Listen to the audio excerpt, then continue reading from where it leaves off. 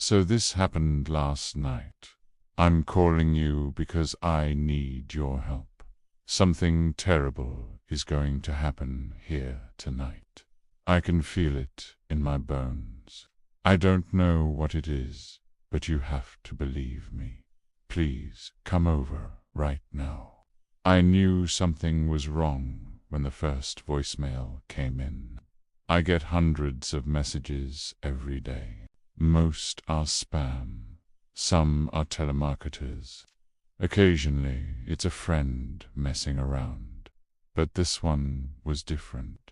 It started on a Tuesday. My phone buzzed once, lighting up the dark room. It was an unknown number. No missed call, notification, just a new message. And when I listened, it was just static. I thought it was strange, but I assumed it was some kind of prank and went back to bed. But then it happened again. The next night, my phone buzzed at 3:07 a.m. My hand reached for it automatically. I didn't even need to look at the screen to know who it was. I already knew what the message would say. 302. Answer tomorrow. I stared at the screen. The call history was empty. There was no way to contact this person. There was no way to respond. I tried to dismiss it, tried to convince myself that it wasn't a big deal, but the message echoed in my head. And when I tried to sleep, all I could think about was what the message meant. On Thursday, it happened again. My phone rang at 3:07 a.m. I let it go to voicemail, and when it buzzed, I listened. "You're not answering," my voice said, urgent. "Get out of the house, now." I stared at the phone as if it would tell me what to do. It didn't, so I hung up and waited for it to happen again, and it did. This time the call came in right after the first one ended. The phone buzzed with another message. "This is your third message. If you ignore me, I can't help you anymore." That's when I knew I had to do something.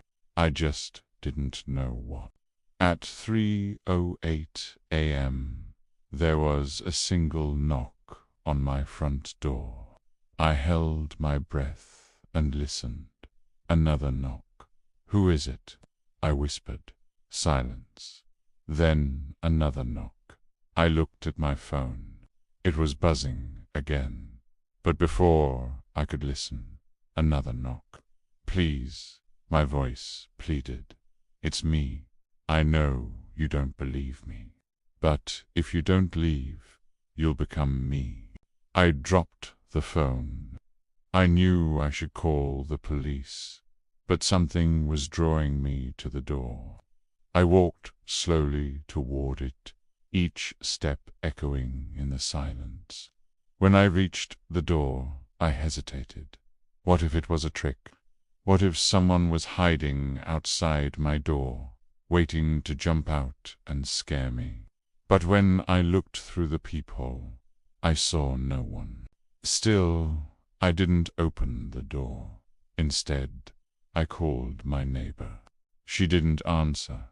I called again. It went to voicemail. I left a frantic message, then threw my phone onto the couch. I needed to get out. I just didn't know where to go. That's when I heard the sound of footsteps on my porch. I froze, listening to the rhythmic creak of the stairs. Each step took me closer to my front door. As the footsteps approached, I backed away, falling into the corner. And that's when I saw it, the door handle turning slowly, ever so slowly. I don't remember how long I stood there. It seemed like hours, but maybe it was only seconds. The door creaked open, revealing nothing but darkness. I screamed, stumbling back as I felt something brush against my leg. I fell to the ground, scrabbling for the door handle. I pulled it closed and locked it. I didn't dare turn on the lights. Instead, I dialed 911, hoping that they could hear the sound of my breathing, hoping that they could hear the footsteps behind me. But the call wouldn't connect. All I heard was static in my ear. "This is my fourth message," my future self whispered. Too late. I turned on the light. The closet door stood ajar, revealing nothing but empty hangers. The phone slipped from my fingers, hitting the floor. It buzzed as it landed. On the screen, a new message recorded itself, numbers flickering like a time stamp in reverse. I didn't answer. My voice said from the future. I let it in. I looked down at the phone, then back at the closet. I needed to get out of there, but I couldn't bring myself to move.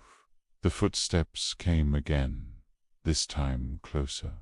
I backed away, tripping over my own feet. The closet door swung open, revealing a figure silhouetted in the darkness. It stepped out, its face hidden in the shadows. "Please," I begged, "don't hurt me." The figure approached, and I could see that it was me. Or rather, it was me, but not me, if that makes any sense. I don't know how else to explain it. It was like looking into a mirror, except the reflection wasn't me. It was something that used to be me. And in that moment, I realized that it wasn't me that was coming for me. It was me that was trying to get away from. The world flipped. I stood in my living room, phone in hand, listening to my own message. 302. Answer tomorrow. The clock read 3:06 a.m. This time, when the phone buzzed, I answered